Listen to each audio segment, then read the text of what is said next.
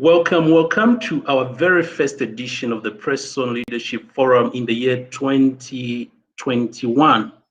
So glad that you could join us, and looking forward to this discussion. So new year, new things. So today I have a co-host that I'll be introducing just now. Please do let us know that you are getting us loud and clear. Invite your friends, and let's have an interactive session today. All right, so like I said, new year, new things. Today I have a co-host who is not a stranger to many of you, especially those that watch ZNBC, particularly the main news. I think she's one of the newscasters there. Nawalia, welcome to this show. Thank you very much, Webster. It's a pleasure to be here. And of course, like you said, new year, new things. What a good way to start the year. And of course, a warm welcome to all those that are joining us on the different Presson Foundation platforms. Awesome. All right. So how are you doing in this COVID period, Nawali? How is it going for you? At a personal level, this has been a period of being extremely cautious and careful regarding health. We no longer take hygiene and just keeping safe and keeping healthy for granted. It's a new normal, so a change of lifestyle. We're no longer having cold soft drinks as we used to. It's about the coffees, the gingers, and all. And at the same time, on a professional light, it's about a lot of thinking and strategizing. Webster, we've got a second wave of COVID-19. So COVID-19 is no longer a new phenomenon. Last year, we were hit badly. So what this means is that you can't make so many excuses. You have to find a strategy. You have to figure out just how you will navigate through this year 2021 with COVID being a part of something that we cannot avoid at this point. Yeah. And I guess today's topic comes in handy given what you have just said, Nawalia. So I look forward to us having a very engaging session.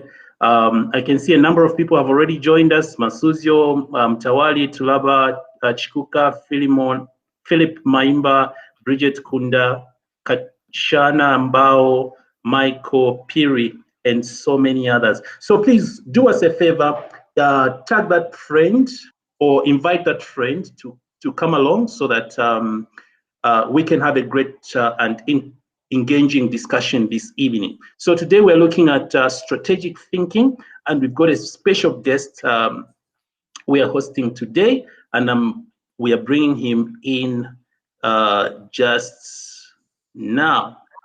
So we have on our program this evening Mr. John Kasanga. Sir, welcome. Thank you for having me. All right, good to have you. Good to meet you, Nawalia. Thank you. Yeah.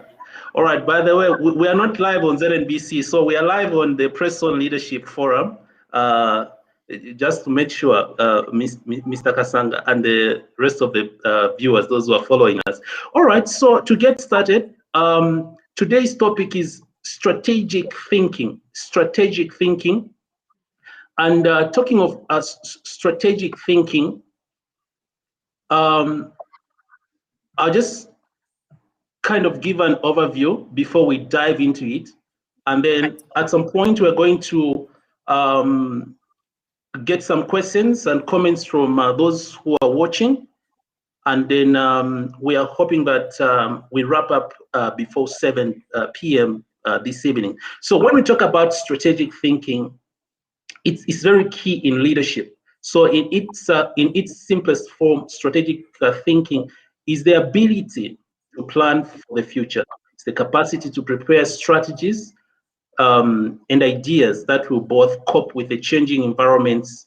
We're talking about the unprecedented times of COVID, the changing times, and consider the various challenges that lie ahead. So strategic thinkers focus on the big picture, that is the overall plan to achieve the organization's goals or personal goals. So we have tactical thinkers who focus on methods used to implement the intended strategy. We also have strategic thinkers who focus on achieving those overall goals. So strategic thinkers and tactical thinkers must work or must collaborate together for successful goal accomplishment. So the question is, are you a strategic thinker, or what does it take to be one? So to help us address these questions and many other questions around this topic of strategic thinking is Mr. John Kasanga. Nabwale. Thank you very much, Webster. And of course, what better time to engage in this particular discussion of strategic thinking than now, when the year is just starting. And so for those of you that would like to know our guests, I would like to just quickly read out his profile. I'm excited about today's guest because he's got a wealth of knowledge, a very rich CV. And so it is an honor to have Mr. Kasanga, who is a Zambian consultant based in Lusaka and heads independent management Consulting Services Limited, IMS, which he established in September 1993. John has more than 30 years professional consulting experience, starting from January 1987 with Mercers, Coopers, and Librand, now operating as Grant Thornton. Prior to joining Coopers and Librand, John spent 8.5 years with the Zambia Consolidated Copper Mines, ZCCM, where he was involved in research, manpower planning, and projects.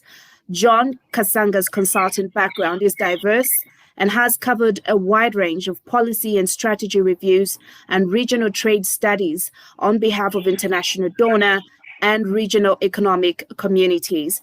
This is just part of his CV. When we go down, there's so much to Mr. John Kasanga. And for me, like I said earlier on, it is a privilege to have you, Mr. Kasanga, on this particular discussion. We will learn from you. Yeah. And of course, we can't wait for our viewers to learn so much on strategic thinking. And with such a rich profile, maybe for starters, Mr. Kasanga, what does strategic thinking mean to you, and what are its key features? Maybe we can begin from there. Thank you very much, Nawalia. That was quite a flowery introduction. I'm grateful. Sometimes you forget about the years you've been around. It's good to be reminded. In discussing today's topic, I think the foremost issue we need to address is what we mean by. When we understand strategy, then we can then move on to strategic thinking. And strategy has a very, very long history from the Roman times. It used to be called the art of the general. In other words, Roman generals used to sit and plan which country or which city to invade, how they'll do it, and what they want to achieve, whether to take over the city or to get the city's wealth, whether they're movable assets or to pick slaves. They used to have various goals they wanted to achieve. And they sat down to analyze and develop a plan for doing it. So strategy in the Roman times was considered as the art of the general. And really, strategic planning is now a common thing. I think most organizations have strategic plans. Most people talk of strategic planning. What it ultimately means, Webster, is basically how you introduce the topic. It's all about planning, how you're going to achieve a goal. You have to start with the big picture. What is it that you want to achieve? And the steps of getting to how you can achieve becomes the strategic planning. So when you now take it to thinking, it's aligning your mind in that process. And unfortunately, a lot of us look at strategic planning as a matter for an organization, or we go for a workshop, analyze where we're coming from, look at where we're going, determine what are our priorities, what should be our vision, mission, and set up our goals, our strategic objectives, and then start saying what are the values that we will abide by in order to achieve those strategic objectives. So people tend to align it to organizations and ignore that it's also at a personal level. And all of us do strategic planning or think strategically.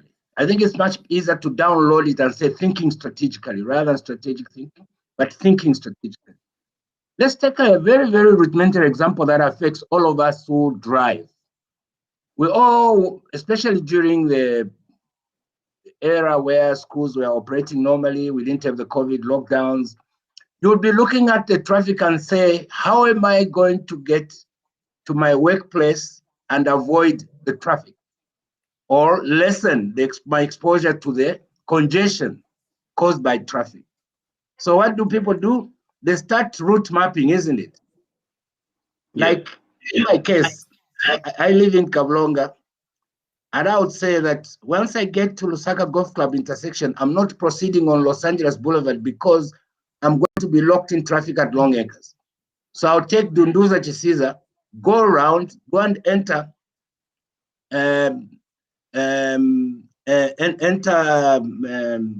Haile Selassie near the Indian Embassy. So I cut out this traffic. And once, as I do that, like in the normal days, I used to save about 15 minutes. So we do it intuitively. What I think lacks is to us to do it purposefully and be able to analyze how we did it, what do we need to change. Then you're going into what Webster, you mentioned, tactics. Tactics. Oh my God, what did I do wrong? Or how can I change my tactics in order to achieve the goal of being able to arrive at the office 15 minutes earlier? So you start saying, what's my situation? You start saying the congestion builds up between 07 hours to 7:15. If I pass this place before 7 hours, I will save so much time. That is strategic thinking. So I'm trying to make it as simple as possible that strategic thinking is all about developing a plan of action that is led by purposeful thinking out what are the actions, what is it that I have to do in order to achieve the end goal. So rather than leaving it to say it's only organizations that plan, our individual plans push us to think strategically. So I'm trying to make it as simple as possible, but really we can discuss some more around what is strategic thinking. Awesome. Yes, Webster. What's the next? Yeah. So thank you. That's you are quite elaborate about how you just define strategic thinking. You bring in the concept of strategic planning. I think that's brilliant. So maybe let's narrow down to personal level.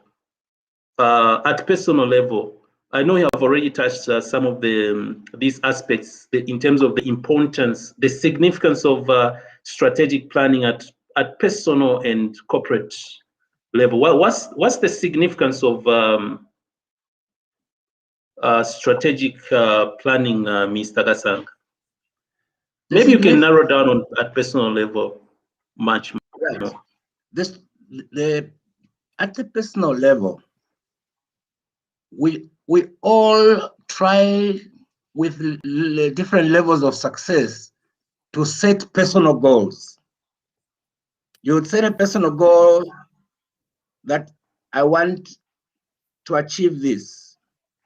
I know, for example, Webster, you are studying for a Doctor of Business Administration, isn't it? Yes, I am. Yes, I am. That is the goal. You have a goal to become a PhD in business administration. So what are the steps that you have mapped out? In mapping out the steps, you're actually strategic planning. And in working out each of these steps, that is strategic thinking.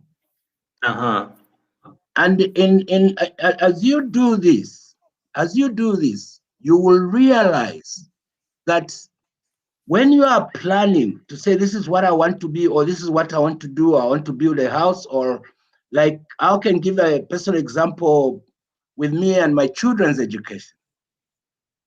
I set out a goal, a big goal, that I'll give my children much better education than I had benefited from my family. Yeah. My parents rest their souls rest in peace. I mean, they worked hard. Yeah. To see me through into university, and for me, I got a job. So I set a big objective that I am going to apply all the resources that I can marshal together to give my children the best education that they can ever want. So what did I do?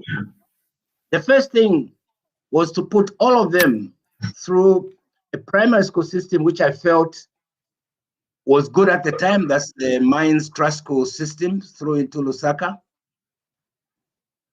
Then once they finished the primary schools, I looked at each individual child. My firstborn son was happy to go to Mpelembe. That time Mpelembe was very strong. My second-born son liked to go to Lechwe School in Kitwe, which was also very strong. My third girl really wanted to go to Zimbabwe. So I looked at Zimbabwe and I said, right, what can we do? So I sent her to the best school in Zimbabwe, the girls' school called Chisipite in Harare. My last born was like breathing space because you're investing so much. She was still in primary school and coming up. So my work in consultancy and my savings were focused on being able to meet the cost of keeping the children in these schools and not ensuring that when the fees were due, they were paid. And when they wanted us parents to visit, we had the means to go and visit them, either school open days or to pick them up or to buy them tickets to either fly or come on a bus. That takes various steps. It's not something you just say, once it's time, let me look around and borrow, or let me ask my cousin, if you plan ahead, you take that responsibility and you want to see it through. So the ultimate goal that I achieved is that my firstborn son ultimately went to Canada to do his computer science degree. He's a big boy in New York, working for a big bank. He's a computer scientist there. My second-born decided to go to Australia. He's an accountant and a business guy, doing reasonably well there. My daughters wanted to be in Canada. They went to Canada for school and wanted to be economists. One is working for insurance, another one is working for a finance company. They've set up their lives. After that, I said, I've achieved my goal. Anything can happen to me. My children will never suffer. Awesome. So that is how you, in other words, I've got relatives who every other month they're coming to me. No, we need this much to meet pay fees.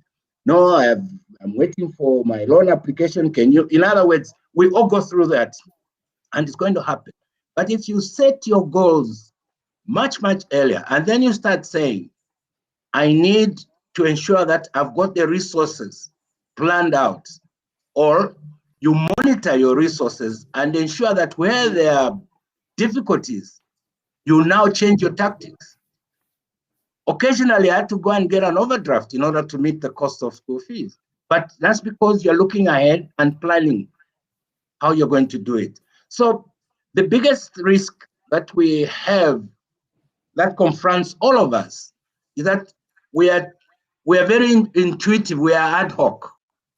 We like to collide with success. Yeah. We don't plan for success. To do that, you need to think strategically. Awesome. I love the way you've just broken it down, bringing in some practical aspects in your life. And Nabwale, what do you make of that? And you can pick it from there. Okay, so exactly what you've said, Webster, that this is an interesting discussion. And of course, Mr. Kasanga, I would like to just touch on one aspect, which is the ad hoc strategies or strategic planning that comes up. For me, from what I've picked with what you have said, it's the fact that strategic thinking has to be both in the long term and in the short term. But unfortunately, we usually come across the fact that most people are more focused on the short term, much more than the long term, and therefore meeting challenges with a lot of pressure and with a lot of stress when those challenges do come. Just how do you ensure that you have strategic thinking both in the long and short term? How do you engage strategic thinking in that regard? I mean, now that we have the COVID-19, and we know that probably in the hot season, we may not really struggle with this particular pandemic. That means that there's need to engage both the short term and the long term strategic thinking. But just how do you ensure that you effectively strategically think in the long term and in the short term? Okay, in responding to your question, and I agree with you that we mostly, like I said, we're very intuitive. We look more at tomorrow, at today, tomorrow. When you're going long range, which is really now strategic, we are lost to do it, I think. And also traditionally in the Africans, we tend to worry. Say, why am I thinking so far ahead? Let me worry about today. The critical learning point, even the small things we do on a daily basis, if we could apply the same thinking process, would actually achieve better results or more effective results. Obviously, as human beings, we like to be intuitive rather than plan. And we see those who plan to say, that's a difficult person. Everything they do, they can't bend. They only do things. They only see things in one way. I'm sure you've come across colleagues and others who appear like that's their focus.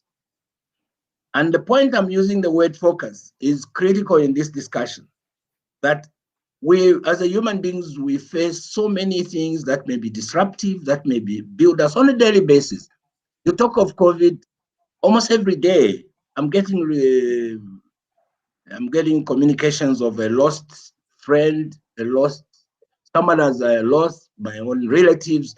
So, and you have to confront that to say, what can we do? Can I manage a contribution, or can I afford to visit the funeral home? So these are small things that happen. And with COVID, it has become clear to me that visiting a funeral home is not in my best interest, given the health scares. So I say, what are the ways that I can assist where I'm able to? So I look at that process that still enables me to participate in the mourning of that person, for the person who's left us, by supporting in one way, communicating with the bereaved, where possible, sending some support. So it's a way of coping, but it doesn't just come by simply saying, I'm sorry, it's sad, that's it, then you go on with your life.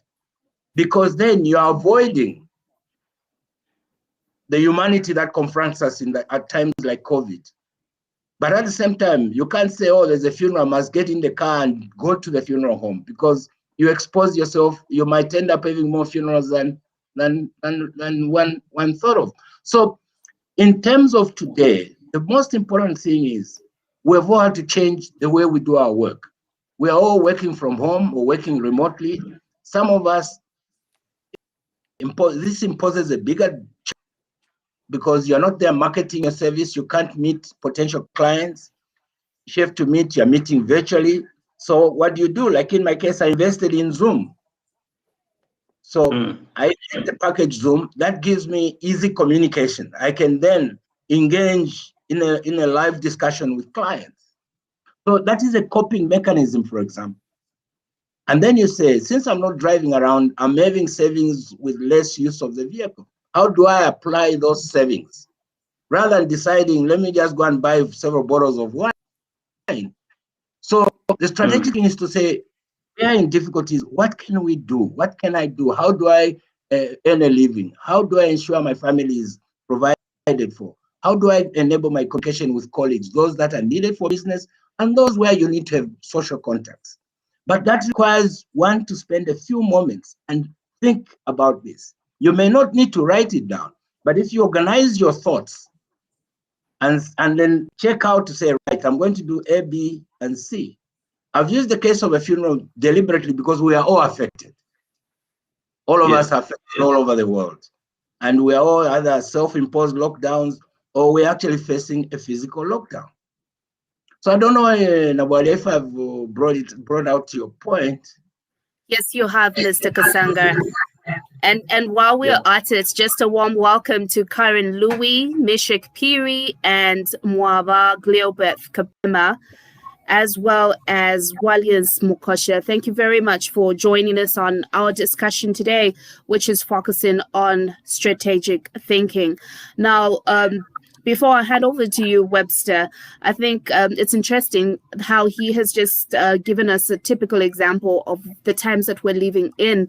And from what I pick up, it's very important for us to have a lot of flexibility in whenever we've laid out a plan, because obviously the circumstances and situations that we come across that, we don't anticipate. So therefore, a lot of flexibility is needed.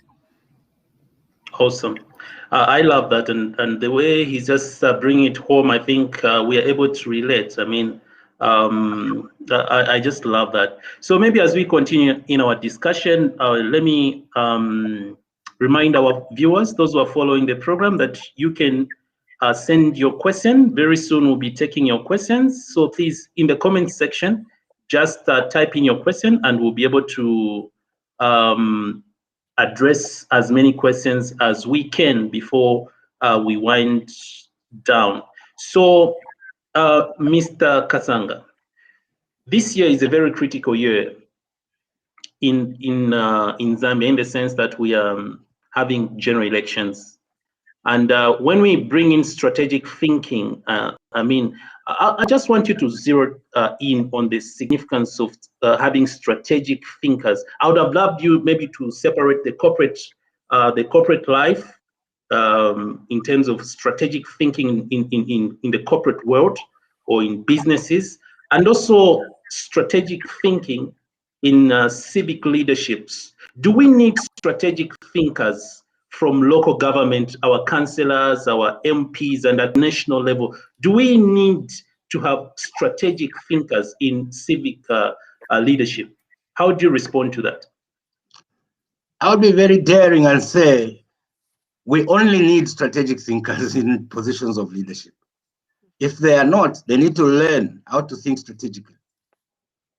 Because if you're going to offer yourself to serve members of a community at various different levels within our civic lives, you must have a goal. Is it the goal to have the position and then look for the money that that position offers you, or is it for service? So you need to have a goal. And I'm sure as we read the papers, as we watch the news, we can even say this person has joined because they want to feed their belly, not that they want to serve. I'm sure we come to such conclusion. Right. But they have a goal. That is their goal. They have a strategy. Yes. So they employ strategies. So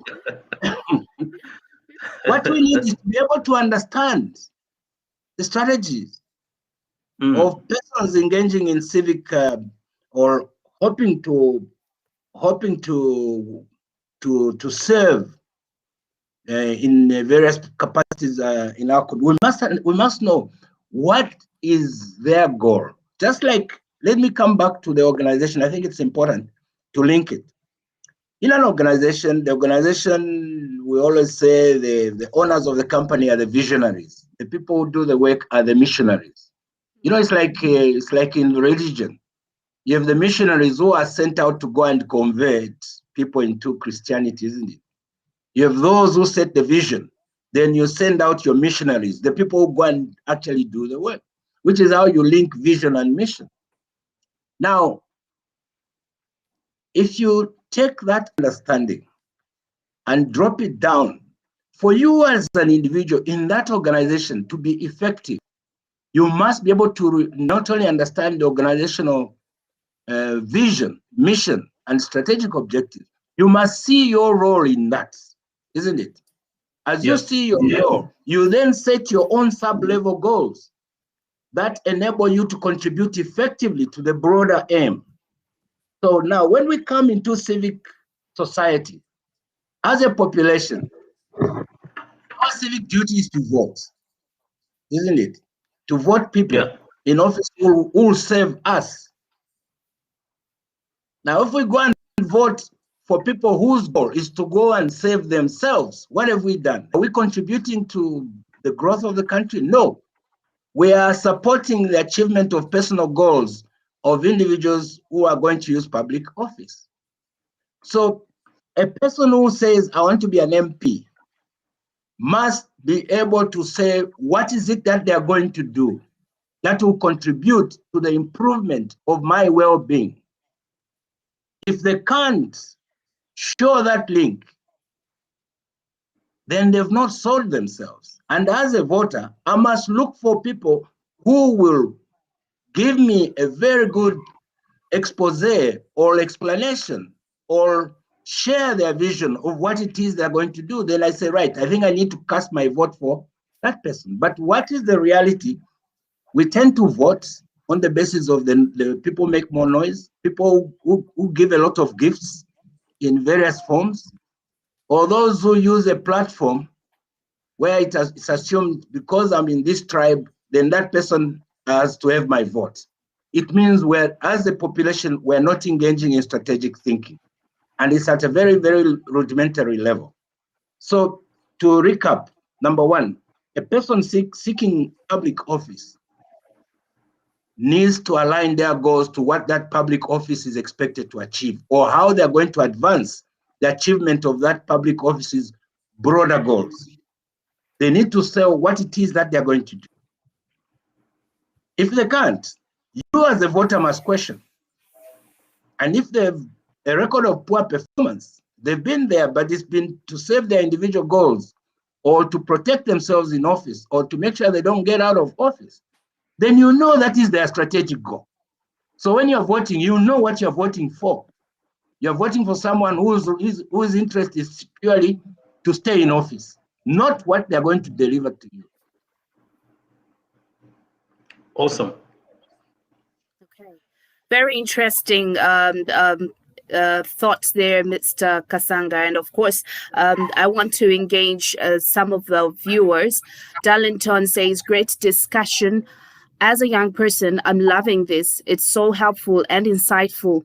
As I start pursuing different goals I have this year, my question for Mr. Kasanga is, how do I navigate through difficult times and unforeseen circumstances that I come across that I did not see coming when I was planning for my goals? I know that you touched on that a little bit, but of course, we'll give you an opportunity to respond to Darlington. Now, that's a very practical issue that Darlington has raised, and it confronts at the individual level, at the organizational. Let's take an organization. With the COVID, everyone has had to change how they do things. In some cases, they've actually had to close or cut back on office working. So those are major changes that result in reorganizing how people work and behave. Now, Darlington has raised something that you may have bigger goals, then one or two impediments confront you that make it difficult to achieve your goals. The starting point is that when you set your goals, there's a Japanese concept of Kaizen, continuous improvement. And to achieve continuous improvement, you must continue to evaluate where you are, how you are doing, what you are doing right, that you must do more, what you are doing wrong, that you must do less of or avoid, or new opportunities that are available in your environment. There's no one who has a perfect lifestyle. There's no one where things are perfect. We always confront challenges, and challenges will never cease. And Darlington's point is so cardinal that No one, like, even the example I gave of myself, there were times where I had to make a decision to cut off some social things in order to save money and be able to meet my obligations to pay, because I said to myself, my children didn't send themselves, I sent them there. And for them to starve or to fail to pay rent or not to go to school, it will not be their fault, it will be my fault. So what are the opportunities that I have to ensure that I can, there's continuity? So you are forever reviewing how you are doing. Awesome. I love that.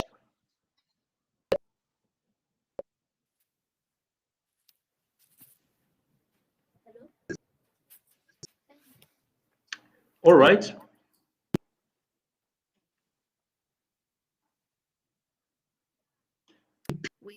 We seem to have a little technical hitch there. I don't know if you're able to hear me, Webster. Yeah, I can hear you. Okay. All right, maybe I should go to another question. To achieve the goal. Okay, so we seem to have a technical hitch, but very quickly, I'll just, as we prepare for our guests to come back on, we have a question that's just a contribution really that says 90% of our voters for civic roles don't understand goal or mission. It's all about what they want to hear. What's your comment? So we will wait for Mr. Kasanga to comment on that. But of course, just a warm welcome to everybody that is joining us on the Presson Foundation platforms. We are on LinkedIn as well as Facebook, and we're so grateful that you could join us. Please feel free to share this particular broadcast so that everybody can be able to join us. We have Kachana Mbao, who says, really enjoying the discussion. I have never thought of strategic thinking vis-a-vis public office and choosing leaders in general. How can we make a huge impact in terms of training other strategic thinkers around me? So basically, she's trying to find out how she can be able to pass on this knowledge of strategic thinking. Webster, I think that's a good thing.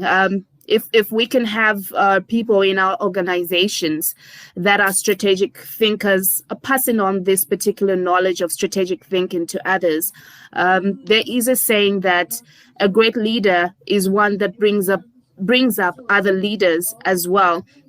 And so I know that the aspect of strategic thinking is something that should be passed on, isn't it? Yeah. I like that, and I think one of the things I'd like to maybe put Mr. Kasanga on the spot once the technical issues are resolved is strategic thinking. Is it inborn, or can someone learn strategic thinking? Because given its significance, I think it's not an option to leaders in organizations. I love the element of linking today's decisions to the future. So in other words, when you're faced with a decision-making moment, how do you project the consequences of that decision into the future? So if you're able to link today's decision to your goals or to the future, then you're thinking strategically. So I think that's very, very key and important in strategic thinking. So we seem to have a technical hitch. But how do I protect the structure we are doing, how we are performing? That way. Okay, Mr. Kasanga, right. It's good to have you back. We had lost you at some point.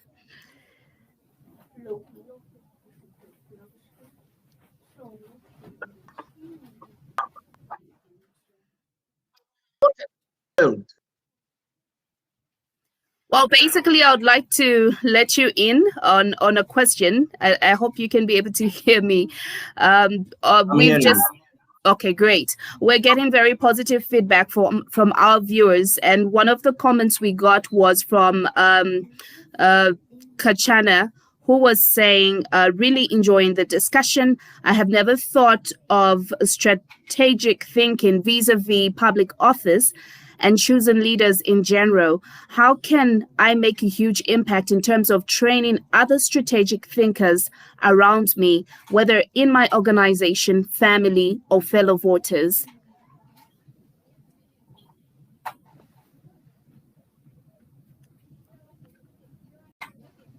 Did you get that, Mr. Kasanga?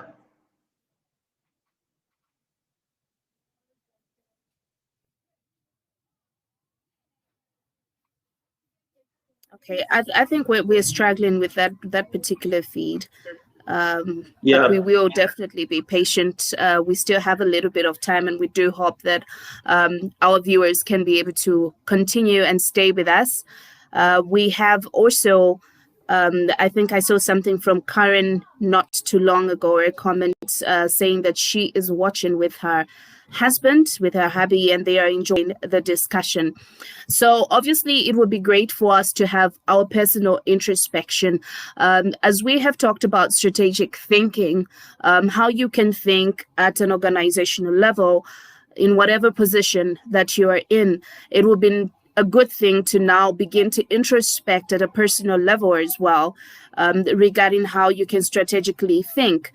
The truth is, like Webster said, strategic thinking has to do with you being futuristic and being able to think in line with how are the decisions of today translating into the future. We have something from Mishek Mkombwe, and Mishek says, much appreciated, Mr. Kasanga. Our minds are being opened. It's interesting to note that strategic thinking should be implemented in every aspect of life, even in very personal things. Procrastination is something that I think is a hindrance to implementing personal goals. How can one deal with this to ensure that personal goals are achieved? That's very true, Webster. The aspect of procrastination, a lot of people do make plans, but could it be that the procrastination itself is as a result of not really being strategic in the way that you're thinking? Yeah, it's and I think, like Miles Monroe puts it, I think it's an enemy of progress. So this idea of just postponing things, I think it's very important to do what you're supposed to do there and then, because I always look at, if you are in school, for instance, all right, you set your alarm at 5, all right, for you to study, to wake up and study, and then your alarm goes off, and then you snooze for 5 minutes. After 5 minutes, again you snooze. You keep on going and going until finally you just say, okay, I think I'll study some other time. I think that way you're losing focus. That's not being strategic. So strategic thinking will always remind you of the consequences of today's decisions to your goals, the impact that they have on your goals. So it's very important to avoid this procrastination, which is an enemy of progress. So we all have personal goals.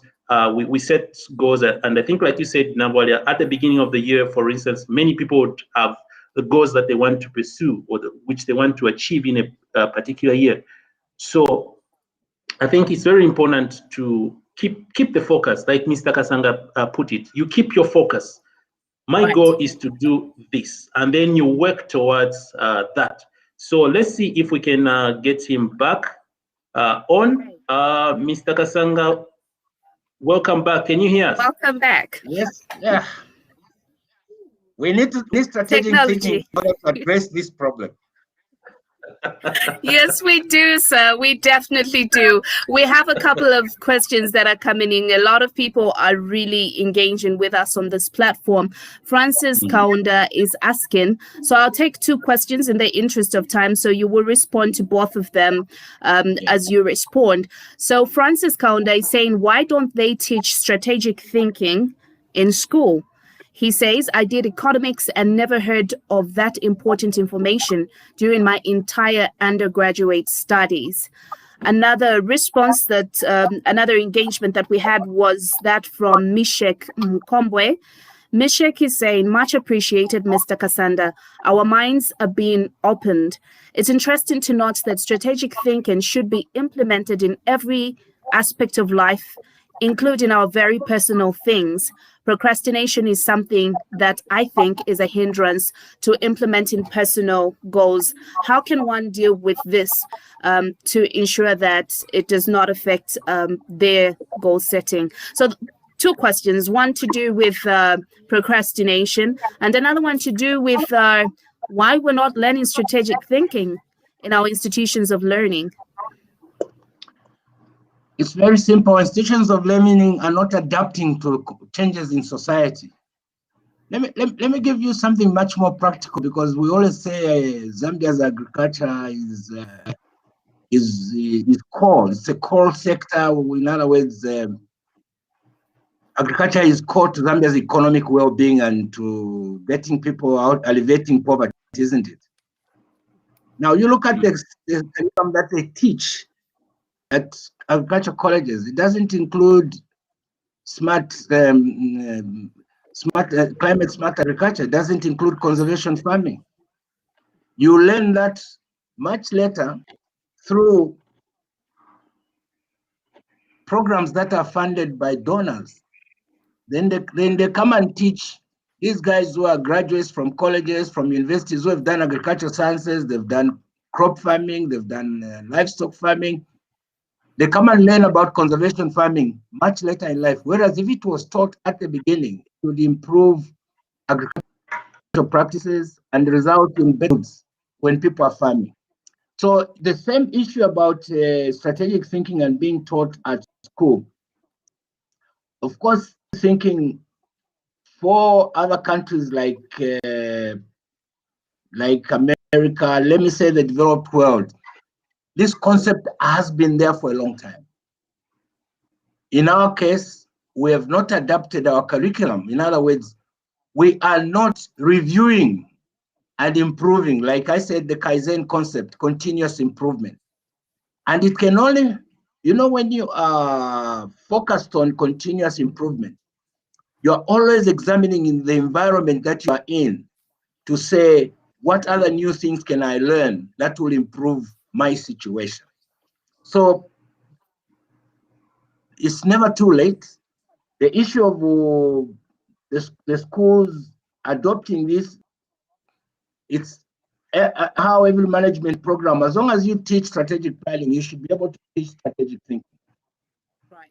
To me, it's cardinal, because strategic thinking is at the individual level. Even if the person is thinking for the organization, thinking for their own life, that thinking process, which the steps need to be honed in so that we start applying those steps as the way we do things in life. And it comes into the second point of procrastination. We are all at various stages guilty of procrastinating. I'll do it tomorrow. They'll do it tomorrow syndrome. Or you simply avoid thinking about what you should have done today or tomorrow. You avoid it. There are many reasons why people procrastinate. Some of them are afraid of investing the time needed. Something is too much hard work. Right. I always have a cliche. Opportunity comes disguised as hard work, so people run away from it. And that's exactly what procrastination is. There is the opportunity, but you think it's too much hard work for me. Or you look for reasons. You say, no, let me first watch this movie, then I'll come back to it. Or no, let me first go to the shops. In other words, we look for reasons to do something much simpler that doesn't tax our time and our thought process. So procrastination is something we all encounter, and the only way to kill it is self-discipline, by simply saying, whether I'm happy or not, I'm going to sit down and work on this thing for as my energy levels permit me, or the time permits me. Then I'll review and go back to it tomorrow. Once you go through this a few times, you'll find that you don't have to procrastinate. You even start looking forward to getting things done. It's like, for example, our day-to-day lives, those who don't have house help, You can wake up and say, I'll make the bed after I've had a bath, after I've had breakfast. Others, the thing I'm going to do is I'm going to make up my bed, then go to the bathroom and prepare myself. So I'll do it later. In the afternoon, the bed is unmade. Then you say, after I'll be sleeping back again soon, so I'll do it tomorrow. I think it's familiar to some people, especially those who are not married.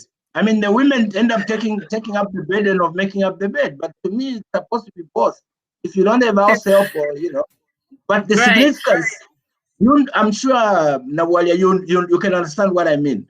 Where you simply say, I can relate. Let me just do this. I'll come back and do it. And yes. And the truth, Mr. Kasanga, is that whatever it is that you postponed, you will still have to face it somehow. You still have to face that bed that is uncomfortable when you decide to say, I will make the bed later on. I mean, obviously, a bed that is well made is more comfortable for you to sleep in. So that's a very interesting thought, Mr. Kasanga. And we're getting a lot.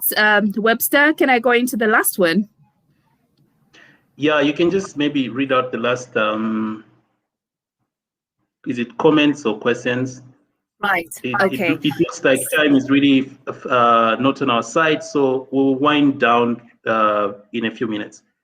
Okay, so I'll take my last questions and comments, and of course, just to say thank you so much for the feedback that we are getting.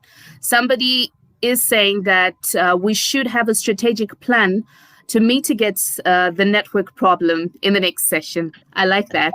That is coming from Kayombo Kalama. Agatha N. Mali, good to see you. You are saying that is a very interesting topic.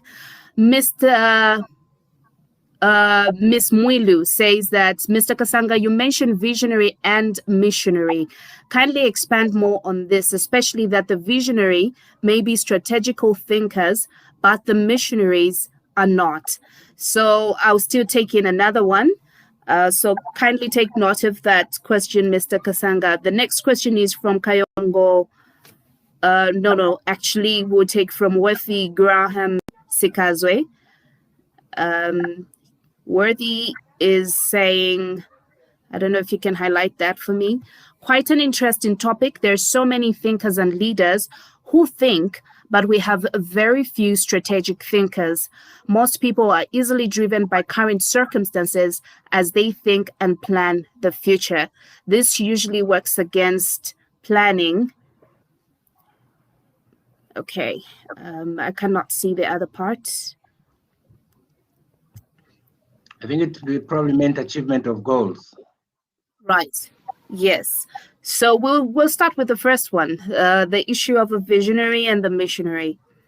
That's I think is a very, very important point, and I have to acknowledge is it Mwilu for having raised it.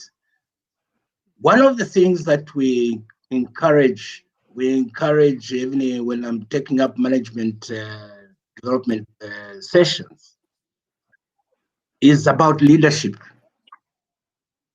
If you are the visionary and you don't have leadership capabilities, you're going to fail because you're achieving results through others.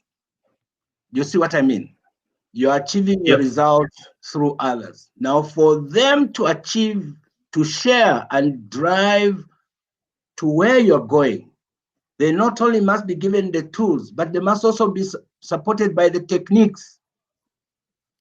The tools and the techniques, as well as the role modeling behavior of the person who is asking them to do something.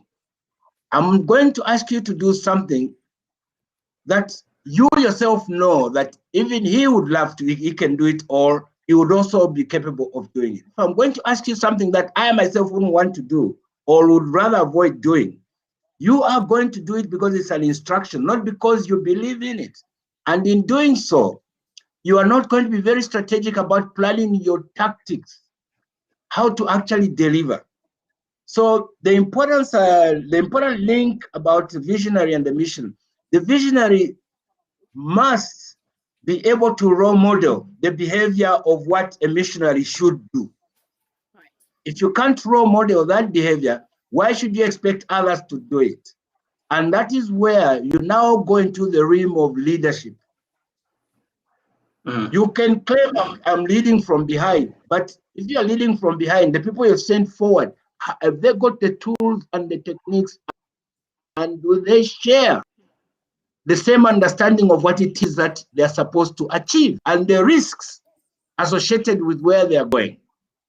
So you can send people in an ill-prepared manner and there will be failure. And they will not only be failure, they will not only be despondent, but they will be discouraged from following you or taking you seriously.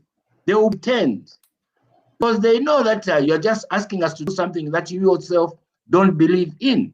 So the important link is that a visionary must be a person who is capable of playing the role of missionary. Yeah. It may not be every aspect, because some require specialized training, but that is where the concept of leadership comes in, using the tools that support leadership. Absolutely. I love that, Mr. Kasanga. Now, time is not on our side. Let me just read out one or two comments, Nabolia, then maybe we can get into the closings. Still something from Worth Graham Sikazwe.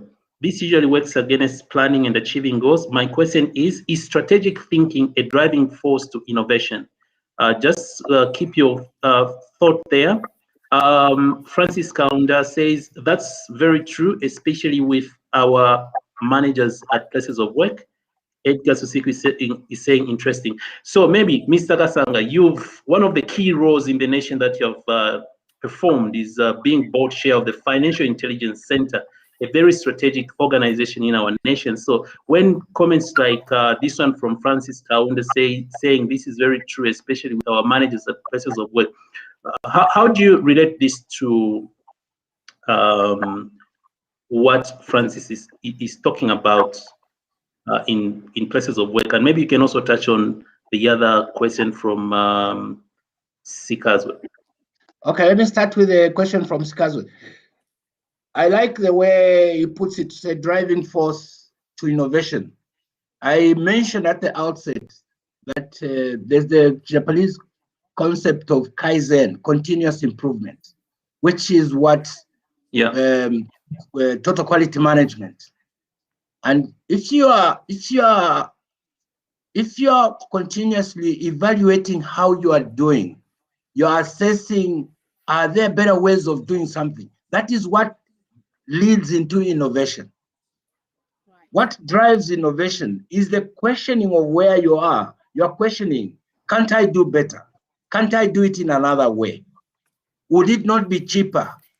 Would it not be more efficient? And it's through strategic thinking, you are forever appraising, looking at the environment, saying, can I adapt what others are doing that will help me improve in what I do or I want to do? So that is true. It drives innovation because it's a quest for continuous improvement.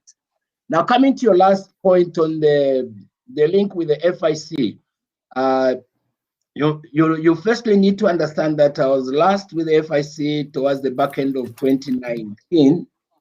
So all I can profile are a few things that are fairly general and what my experience was with the FIC. One of the proud moments, amongst the proud things I'm very proud of with the FIC, is that I and my other colleagues on the board set out what we believed was our vision of our role. We were not there to police the FIC. We were there to provide oversight and support and to protect our staff so that they can and ensure that they've got the resources needed for them to deliver on the mandate. So what did we do?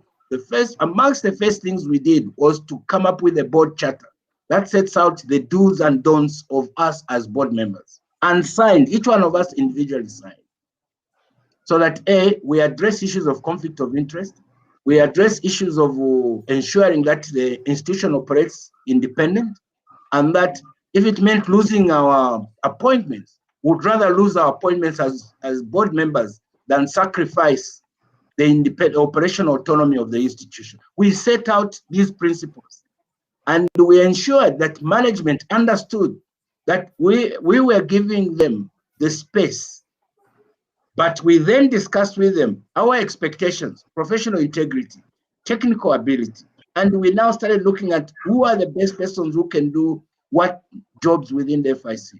Once they were in place, our role was to ensure there's oversight, that they're doing things correctly, they're meeting the policies, and that they are not facing impediments in being able to do their job.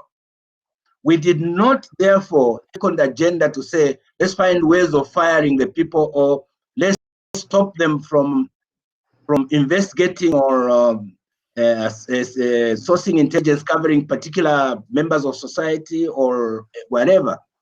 No, we looked at the mandate and we said our role is to support the institution achieve its mandate. And therefore, we agreed the vision, agreed the mission, agreed the values, and the values were extremely critical, so that the issues of integrity, the issues of professionalism, and were at the core of what the FIC did. And I sincerely hope that has remained as such, because we had amongst some of the most loyal Zambians and patriotic Zambians that you can ever meet, who in the face of adversity, because the nature of financial crimes, unfortunately, tend to link with people who are in leadership, because they're the ones who have access to resources and decisions that affect the allocation of resources. So ultimately, 99% of cases involve people who have access or can influence the allocation of resources. Now, to work in that environment, you need to be bold, you need to believe in the mandate, and you need to believe in the legal instruments you have at your disposal, and not play patronage. So in my time, we instilled the professionalism to the extent possible. And I believe we did a tremendous job. And my sincere hope is that that institution continues to enjoy this sort of relationship that we had as a board with management. Awesome. All right. I think, Nawale, what do you make of today's program, the very first session in 2021? As we come to the end of this particular session, what do you make of it? Then maybe we can also allow Mr. Kasanga to give his closing remarks. Okay, so for me, I would first of all like to say it's the best topic you can have at the beginning of the year, and what a way to start our sessions. I know that from now on, as a leader myself, managing a team, I always have to think strategically. And when I'm making decisions, I need to think, is this a strategic way of doing things? And from the feedback that we've got, Webster, from our viewers today, you realize that this is a topic that most people are interested in, especially in the area of the how do we think strategically. And so I'm just so grateful for the responses that came through. People now know that you can be a strategic thinker. It's not something that is it's not rocket science, but of course you need people like Mr. Kasanga to share that knowledge. And so with that said, I'm just very grateful, Mr. Kasanga, that you were able to join us and just let us in on aspect of leadership and strategic thinking as well. I know that Zambia has strategic thinkers because of people like you sharing this knowledge. And so, of course, many, many thanks even to our viewers that came through with their questions. Finally, Webster, all I can say is that there is no successful leadership without strategic thinking. He touched on a very, very important aspect of role modeling behavior. And I think you can only be a good role model if you're a strategic thinker, because in leadership, strategic thinking also has to do with building other leaders and ensuring that they achieve the common goal and the common objective. Awesome.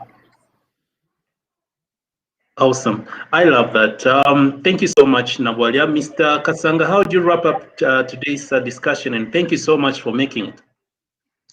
Well, first of all, I feel honored to have been invited to join you, and I sincerely hope that the little that I've shared has some kind of impact in different levels to different people. It's all about knowledge. You know, there's a cliche that, you know, the power of partnership is shared expertise. You know, you can't just go and say, I am the expert. Share the expertise, because each one of us brings something different to the table. And I think, and I think this forum provides that opportunity. Although some of my colleagues may not have put comments, but it's obviously set them thinking in one way. What I can end up restating is that our lives, we sometimes intuitively think strategically, except we don't bring it out. And why? Excuse me. Because we are not in the habit of either writing out or setting out clear plans, whether it's on a daily basis, weekly basis, monthly basis. You don't have to be so firm, but even just a little checklist to do. If one does a to-do list, once you do the to-do list, it will force you to think about how you're going to do it. And in thinking how you're going to do it, you're going to be applying strategic thinking. Because the to-do list as an endpoint, what you want to achieve, isn't it? So I would like to encourage all the persons who are participating in that. A simple way of making strategic thinking a daily feature in your life is start with simple things like to-do list. A to-do list could be for tomorrow, could be for 2 years, could be for 6 years, could be for 20 years. Just that little to-do list, even for the day, goes a long way, because it forces you to think of how you're going to do it. And in thinking of how you're going to do it, you are now applying in practice strategic thinking as an example. All right. All right. That's it for today. I think the key takeaway for me is the ability to link today's decisions to the future. First of all, there has to be a goal. There has to be a target. There has to be a vision, and strategic thinking propels you to drive or making steps towards achieving that goal. So, and the other important element is Kaizen, one of my favorite concepts, that's continuous improvement. Learning. So thank you so much, Mr. Kasanga. Nawali, I'm so grateful. I'm sure going forward, I'll take a back seat so that you can flow in this role. All right. So thank you so much to those who are following us, our viewers. Remember to like our Facebook page. That's the Presson Foundation. Follow us on YouTube. That's the Presson Foundation. And we will be able to interact with you. So enjoy the rest of the evening, and we'll see you next time. I think we should be able to announce for another exciting program. So thank you so much, and bye-bye. Thank you. Bye-bye. Bye. Bye.